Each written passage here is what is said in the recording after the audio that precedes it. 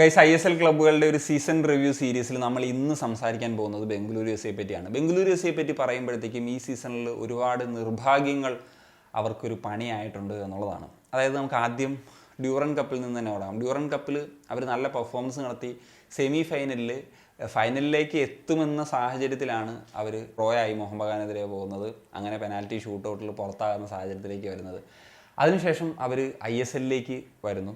ISLലും തുടക്കത്തിൽ നല്ല പെർഫോമൻസ് നടത്തി ഷീൽഡ് റേസിൽ അവർ തന്നെയായിരുന്നു മുമ്പിലുണ്ടായിരുന്നത്. ആദ്യത്തെ കുറേ മത്സരങ്ങളിൽ ഗോള് പോലും വഴങ്ങാത്ത രീതിയിലൊരു എക്സ്ട്രാordinary പെർഫോമൻസ് തന്നെ നടത്തിയിട്ട് പിന്നീട് അവർക്ക് ചില പ്രശ്നങ്ങൾ, അതൊരു ഇൻഡിവിജ്വൽ എറേഴ്സൊക്കെയാണ്, ഗോൾ കീപ്പറിൻ്റെ ഭാഗത്തു നിന്നുള്ള നിരന്തര മിസ്റ്റേക്കുകളൊക്കെ അവരെ വല്ലാണ്ട് ബാധിച്ചു. അതിനുശേഷം അവർ താഴേക്ക് പോകുന്ന സാഹചര്യത്തിൽ പ്ലേ ഓഫ് പോലും കടക്കില്ലാന്ന സാഹചര്യത്തിൽ നിന്ന് പക്ഷേ പിന്നീട് അവർ തിരിച്ചു വന്നു. അവർ പ്ലേ ഓഫിലേക്ക് എത്തി. അതിനുശേഷം പ്ലേ ഓഫ് ജയിച്ച് സെമിഫൈനലിലെത്തി. സെമിഫൈനലിൽ നിന്ന് അവർക്ക് ഫൈനലിൽ എത്താൻ സാധിച്ചു. ഫൈനലിൽ ലീഡ് ചെയ്തതിന് ശേഷം പിന്നീട് കിരീടം നഷ്ടപ്പെടുന്ന ഒരു സാഹചര്യത്തിലേക്ക് പോയി. സൂപ്പർ കപ്പിലേക്ക് വന്നാലും റൗണ്ട് ഓഫ് 16 ഇന്റർകാഷിക്കെതിരെ ലീഡ് ചെയ്ത് നിന്നിട്ടാണ് അവസാന നിമിഷമാണ് ഇന്റർകാഷ് സ്കോർ ചെയ്യുന്നത്. പിന്നീട് പെനാൽറ്റിയിൽ അവർക്ക് മത്സരം നഷ്ടപ്പെട്ട് പുറത്താവുകയും ചെയ്യുന്നത്. ട്രോഫികളൊന്നും ഇല്ലെങ്കിൽ പോലും ജെറാർഡ് സർഗാസോയുടെ അണ്ടറിൽ ആക്ച്വലി നല്ല പെർഫോമൻസ് തന്നെയാണ് നടത്തിയത് എന്ന് നമുക്ക് പറയാനായിട്ട് സാധിക്കും. തുടക്കം അതിഗംഭീരമായിരുന്നു, ഇടയ്ക്കൊന്ന് പാളി, അവസാനമെത്തിയവൻ തിരിച്ചു വന്നു. വീണ്ടും പ്ലേ ഓഫ് സ്റ്റേജുകളിൽ, അതായത് ISLൻ്റെ ഫൈനലിലും സൂപ്പർ കപ്പിൻ്റെ റൗണ്ട് ഓഫ് 16ലും പാളി. എന്താണെങ്കിലും ഒരു ഇംപ്രസീവ് ആയിട്ടുള്ള പെർഫോമൻസ് ആണ്, എസ്പെഷ്യലി അവർ അറ്റാക്കിംഗ് ഡിപ്പാർട്ട്മെൻറ്റ്. ഇപ്പോൾ ഒരു പ്ലെയറിൽ മാത്രമൊന്നും ഡിപ്പെൻഡ് ചെയ്യുന്ന ഒരു ടീമേ അല്ല. ഗോൾ കോൺട്രിബ്യൂട്ട് ചെയ്യാൻ ഇഷ്ടം പോലെ പ്ലെയേഴ്സാണ്. അപ്പം സുനിൽ ഛേത്രി 16 ഗോളുകളാണ് ഈ സീസണിൽ കോൺട്രിബ്യൂട്ട് ചെയ്തിട്ടുള്ളത്. Edgar Mendez 13, Ryan Williams 11, Noguera 9, Diaz വളരെ കുറച്ച് മത്സരങ്ങൾ കളിച്ചിട്ടുള്ള ഡയാസ് പോലും 7 ഗോൾ കോൺട്രിബ്യൂഷൻസ് നടത്തിയിട്ടുണ്ട് എന്നുള്ളതാണ്. അത് ഞാൻ പറഞ്ഞല്ലോ, ഒരു പ്ലെയറിൽ മാത്രം ഡിപ്പെൻഡ് ചെയ്യുന്ന ഒരു ടീമല്ല. അതുപോലെ മിഡ്ഫീൽഡിലേക്ക് വരുമ്പോൾ നൊഗ്വേറ, കാപ്പോ, സുരേഷ് സഖ്യം വളരെ ഗംഭീരമായിരുന്നു. ഇടയ്ക്ക് വന്ന ഫനായി ആണെങ്കിലും വിനീത് ആണെങ്കിലും മിഡ്ഫീൽഡിൽ നല്ല പെർഫോമൻസ് തന്നെയാണ് നടത്തിയിട്ടുള്ളത്. ഇന്ത്യൻ ഡിഫൻസാണ് മെജോറിറ്റി ഓഫ് മാച്ചസ് കളിച്ചത്. എന്നിട്ട് കൂടി 9 ക്ലീൻ ഷീറ്റുകൾ അവർക്ക് സ്വന്തമാക്കാനായിട്ട് സാധിച്ചു എന്നുള്ളതാണ്.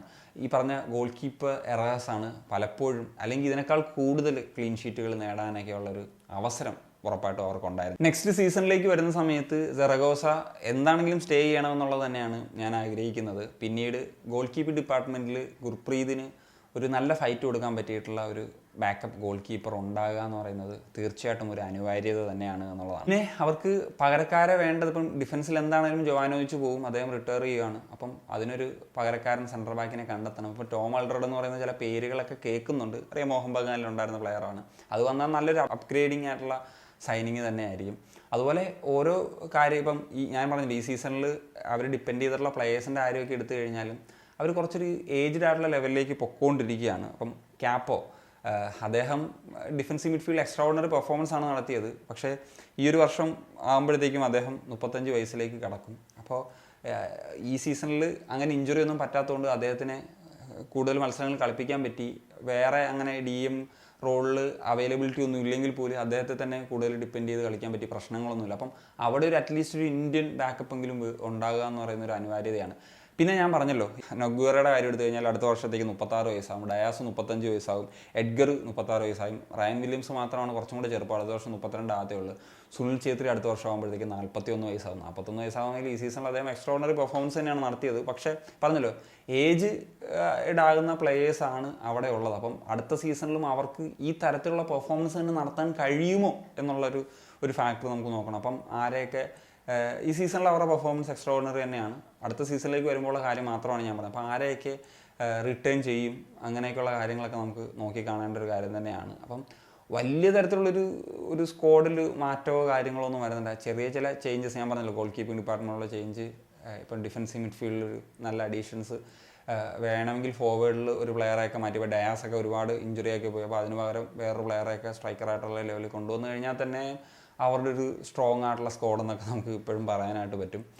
സോ എന്താണ് ബംഗളൂരു എഫ് സിയുടെ ഒരു സീസൺ കഴിയുമ്പോൾ നിങ്ങൾക്ക് പറയാനുള്ളത്? തീർച്ചയായിട്ടും ഒന്ന് കമ്പോസ് ചെയ്യാൻ ഒരു കാര്യം. സനിയ.